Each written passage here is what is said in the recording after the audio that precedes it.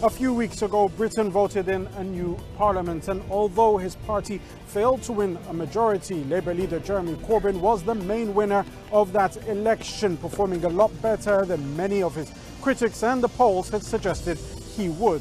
In this episode of Talk to Al Jazeera, we sit down with the veteran politician, talk about Brexit, the recent Grenfell disaster, as well as the war in Syria and his take on the Gulf crisis. Mr. Corbyn, thank you for talking to Al Jazeera. Pleasure. Thank you for inviting me. Let's start by talking about the current political situation in the UK. The country's had a general election just a few weeks ago, and your party performed much better than many analysts had predicted, to the point where the Conservatives have now had to bring in an obscure party like the Irish Democratic Unionist Party, or DUP, in order to form a government. What is the next move for you as leader of the opposition? I think the point you put at the beginning of your question is the important one. The commentators got it wrong. They didn't understand the feelings of people all over the country of anger about austerity and cuts to public expenditure, cuts to services and frozen wages in the public sector. And they didn't understand the frustrations of millions of young people who see a life ahead of them of debt because they want to go to university, of housing difficulties because they can't afford to get anywhere to live, and of insecurity in work with low wages and often insecure jobs. And so it was that frustration that bubbled up. And since the election, we saw that frustration manifest itself in a specific way, usually in other countries where people have gone either to the right or gone towards populist politics, so whether it's been in the US through Trump or in mainland Europe towards some right-wing parties. The opposite has happened here in the UK. What are you going to do with that frustration now? Are you just going to rest on your laurels and try and consolidate support, or are you going to look to actually continue with this program? We're not resting on laurels at all, because we didn't actually win the election. We put on more votes than the Labour Party's put on at any election at any time since the Second World War. We gained seats in the election and we came very close to winning it altogether, but we didn't win it altogether. We now are the second largest party in Parliament and we're in a very strong position. So we're challenging the government very, very hard. We challenged them yesterday on the issue of public sector wages and pay, which have been frozen for 7 years, and we challenged them today with our proposal that Britain needs to invest in the future and have a strong economy that shares wealth, and this does mean raising taxation for the very wealthiest in our society. We challenge them on this, and we're taking our campaign out around the country. I'm starting this weekend with the beginnings of a visit to every one of the 73 constituencies we need to win in order to form a Labour government. We don't know how long this government could last, because as you pointed out, they've done a deal with the Democratic Unionist Party. They've offered them very large sums of money for some capital investment in Northern Ireland, but it's unfair. It's not reasonable when compared to what is invested in English regions or in Scotland or Wales, and so we'll be exposing that. This is a time of incredible political flux and growth.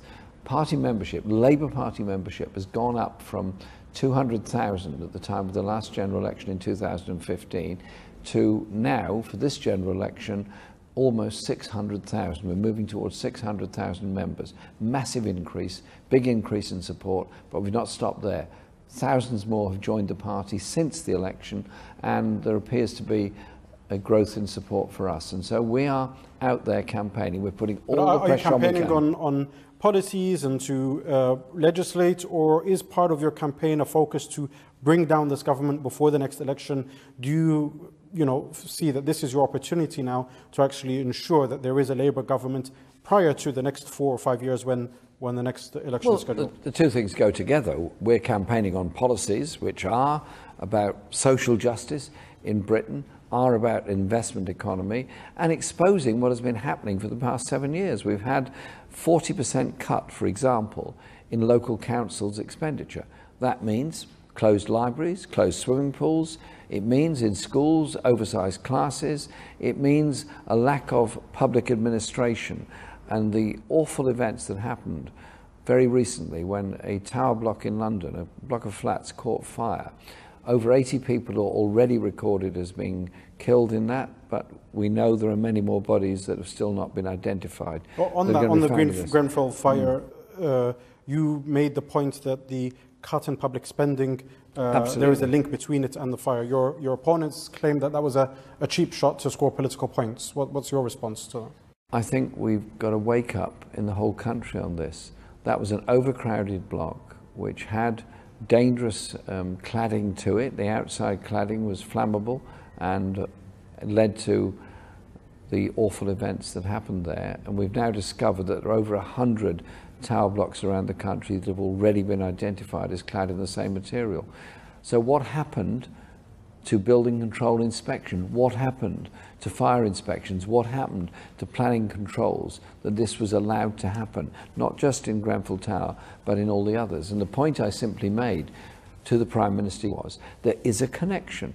If public services don't operate and you cut expenditure by 40%, there is a connection between them. So what we're saying is they've got to end austerity and start to invest in the future. One of the moving videos that came out of the Grenfell disaster was a video message from one of the survivors who she pointed out that in the same borough where the tower exists, there is the Kensington Palace. And she questioned that whether if that fire taken place inside the palace, would the response have been the same, or would more have been done in order to save that building? What do you make of that? That's the interesting thing about London. You get areas of poverty alongside areas of great riches. I absolutely support the work the emergency services did. The firefighters who rushed in knowing there was danger, the ambulance workers who did the same, the police who did the same.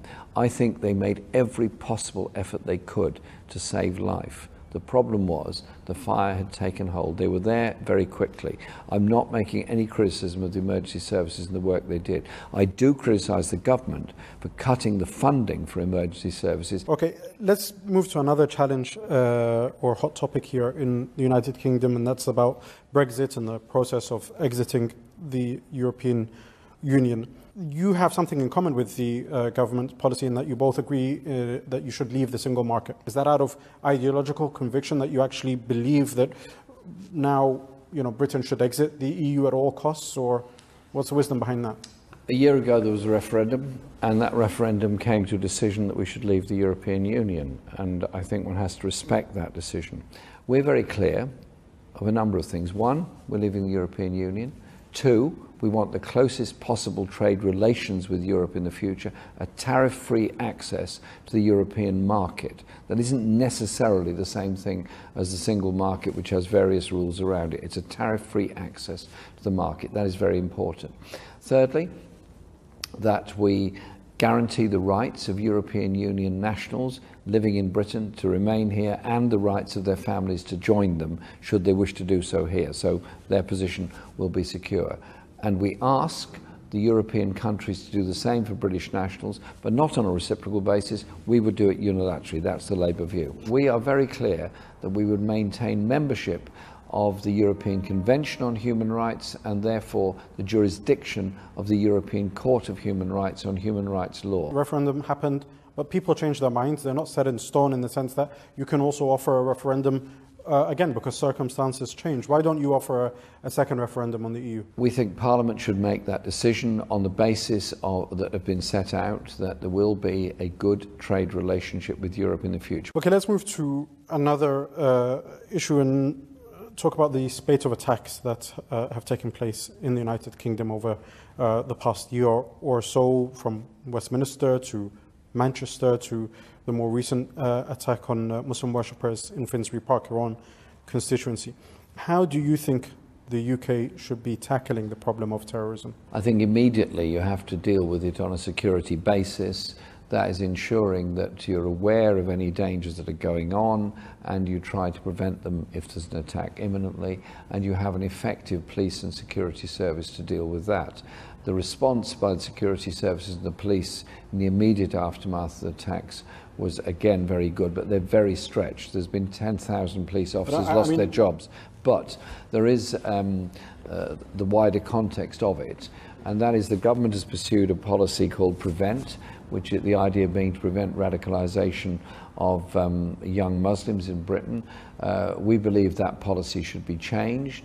There should be a counter-extremism policy which should deal with far-right racism and any other form of irrational extremism that happens within our society. But there also has to be a recognition that the connection with Libya of some of the most radical people, which has huge ungoverned spaces, has to be addressed. And in the aftermath of Manchester, I was impressed with the way the people of Manchester came together in Albert Square outside the town hall, all people of all communities, Jewish, Muslim, Hindu. You mentioned Libya, and I'm going to come back to Libya because actually one of the UK's closest allies has constantly been breaking a UN arms embargo on Libya. But before we get to that point, I'm not just talking about the reaction to these attacks. In fact, I'm talking about preventing them, obviously not through the program. I mean, many studies have shown that attacks is very important. Well, this is the thing. So obviously you speak about the security services, but there are a lot of studies that show direct link between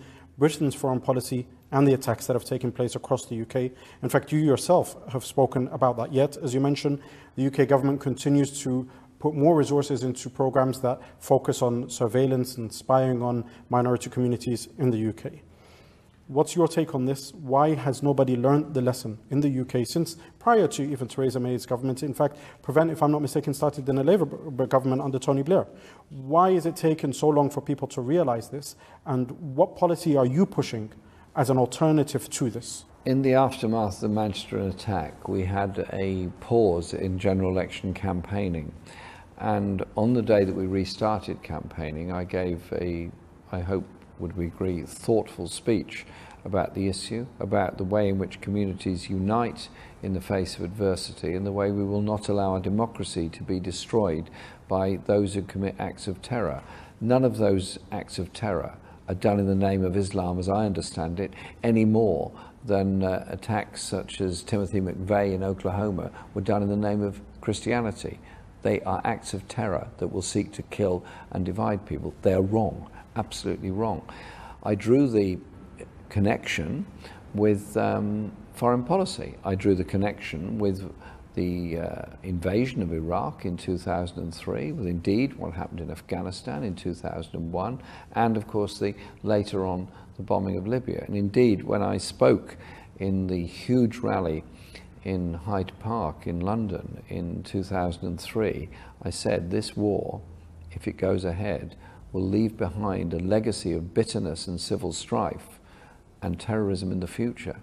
And sadly, that is in part what has happened. And so whilst one has to say any terror attack is fundamentally the responsibility of the persons that commit that attack, you have to, I think, start learning the lessons from it. I think a lot of people have learned those lessons. Well, as you mentioned, you've got a long track record of anti-war activism, both as an activist and a politician.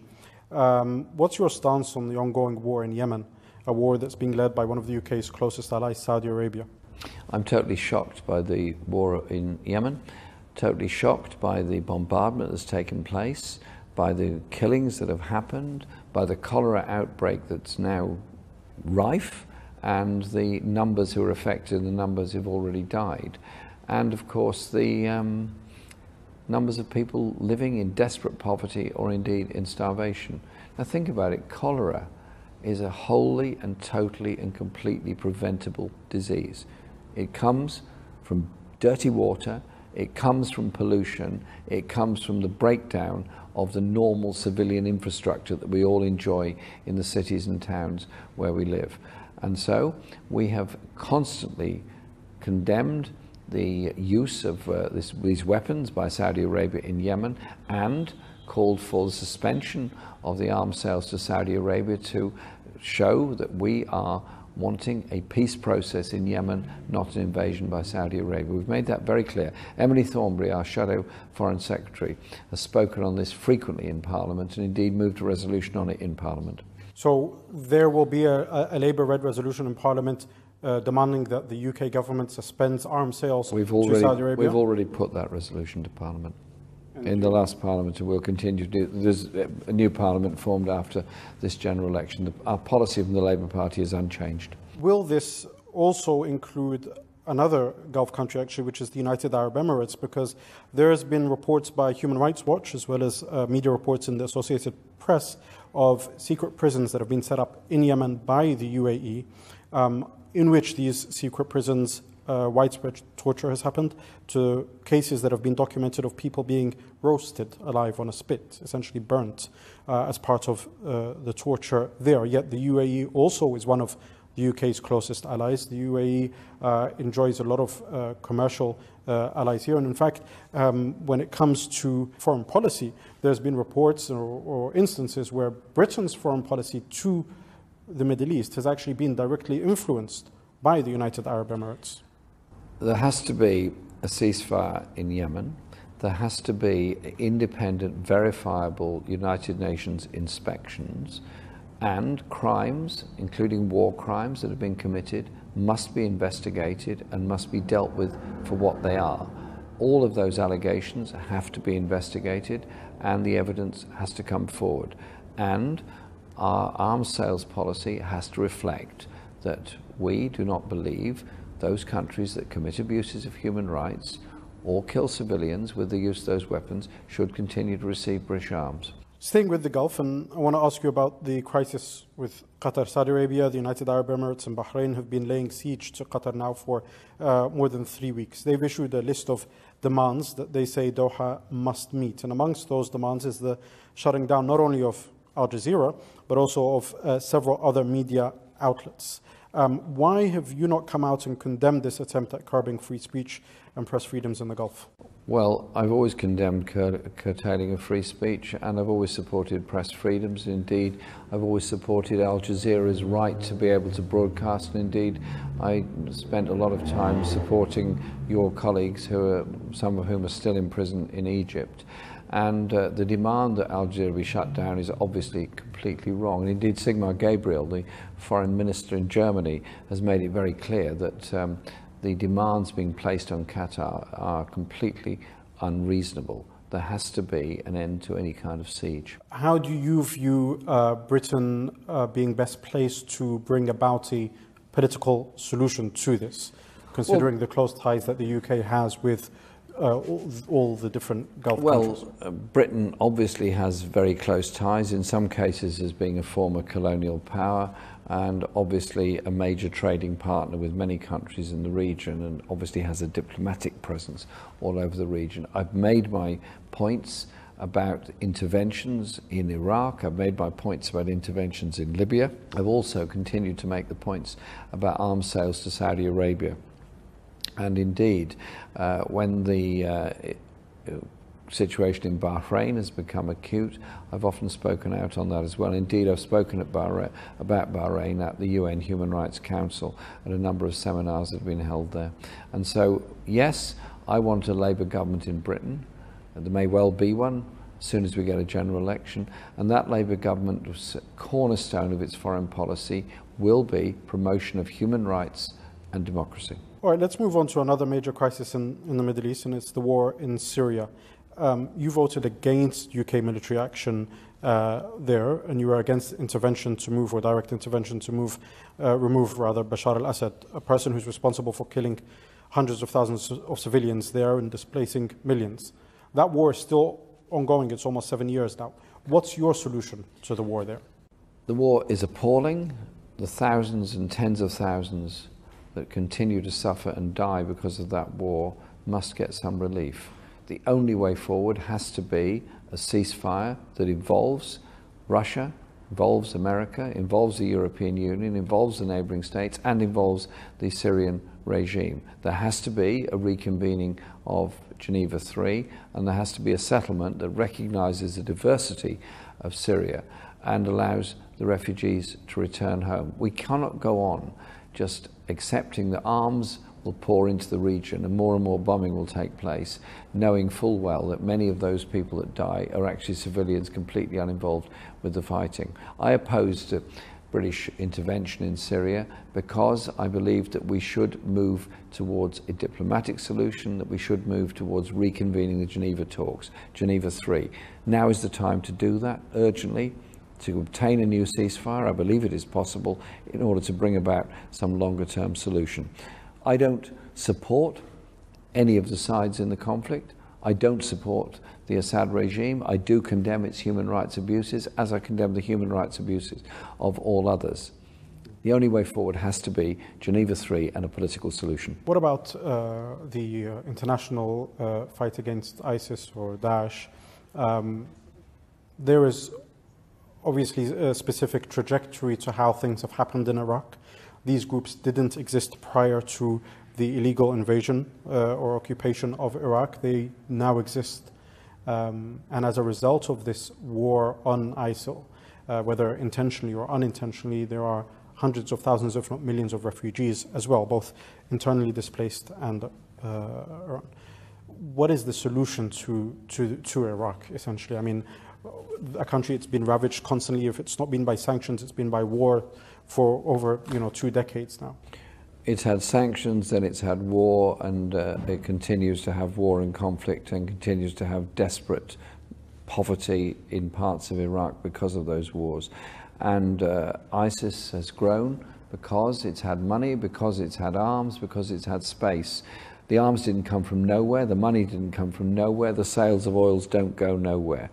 There's a lot of people that are complicit in the growth of ISIS, and so I would have a very, very strong policy of total isolation of ISIS at the same time as promoting a political settlement in Syria. That seems to me to be the key to the future. Finally, I want to bring it back home and ask you about Jeremy Corbyn, the man. You have developed a bit of a personality cult here. You are definitely one of the more popular people in Britain these days. We saw the huge crowds at Glastonbury cheer you on, the "Oh, Jeremy Corbyn" chants that have become as famous as some of the football chants in the UK. But people still remember you as the anti-war activist who would show up on his bike or would be in the middle of pickets in central London, just him and a few of his comrades. How has this huge transformation, the success that you've witnessed, how has that changed you as a person? Well, I was on my bike this morning. I love cycling and I love talking to people in the area that I represent, and continue to do so and always will, because the only way you can ever lead is by listening to people who are going through stress and strains in their ordinary lives and supporting them and learning from them. Leadership isn't always about telling people what to do and what to think. It's understanding what's going on in their lives. I've spent my life in political activity for peace, for justice, for human rights, and I continue to do that. I contested the leadership of the Labour Party in 2015 because I was unhappy with what the Labour Party was offering. I thought we were offering a continuation of an economic system that clearly doesn't work, that has failed and has created grotesque levels of inequality in this country. And surprisingly, we won the leadership, surprisingly to many, but maybe not so surprising, because a lot of people in the Labour Party wanted something different. And so what we're doing is working with people for an exciting future. Listen, the next generation doesn't have to be poorer than this one. People don't have to live in poverty. We live in a world of great riches, and we live in a world of great opportunities. Let's harness them. I understand that, and I do appreciate that, and I know millions of people do, and that's why they voted for you. But what I want to know is that couple of minutes before you go to sleep, or the couple of minutes when you wake up and you're brushing your teeth and looking in the mirror, is there ever that time where you think, I really never saw myself here? Well, I never started out in life to become a politician. It kind of happened. I got involved in peace activities, I got involved in local community activities, I was involved as a trade unionist and trade union organiser, and I then was elected to a local council in the 1970s, and then later on I was asked to become a Labour candidate for Parliament and was elected for the area, the same area I still represent, in 1983. And I don't think you should ever be so high and mighty you can't listen to what people are telling you. You should never get too far away from the people that put you there in the first place. Mr. Corbyn, there's an Arabic proverb that says the best leaders are those who serve their people. Thank you very much for talking to Al Jazeera. Thank you. Enjoyed being here.